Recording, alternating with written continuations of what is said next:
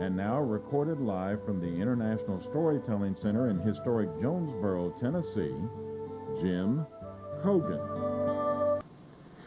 In 1957, I sat in a little classroom in St. Philip the Apostle School with all my other fifth graders that I had grown up with.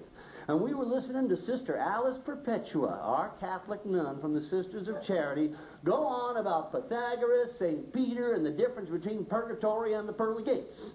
And I'm telling you, it was really music to hear that her talk was going to be interrupted for a second, because we heard the cleats on Mother Superior Sister Ursulina's heels as she walked down the linoleum floor toward our classroom. And every head started to turn toward the door in the back of the classroom as we began to hear something eclipse those little tinky sounds of her heels. Ka-whack, ka-whack, ka-whack, ka-whack, ka-whack, ka-whack. And all of a sudden, we stared as two people entered the doorway. Little diminutive Sister Ursulina and this giant ganglion of a human being. And there was Sister Ursulina. Sister Alice, I hate to disturb you, but this is a new student, Eugene. He's from far away, and I know you'll make him feel very comfortable in here. Okay? And we all stared. There was absolute silence. We looked at this kid. I mean, his shoes must have been size 13. He was like a duck quacking down the hall.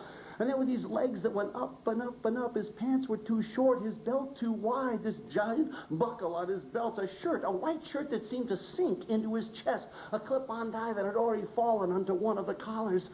And there were these arms that just hung down from non-existent shoulders. Seemed that they came right from this neck that telescoped higher and higher and higher into the air. And there at the top sat this perfectly cylindrical head with no hair whatsoever.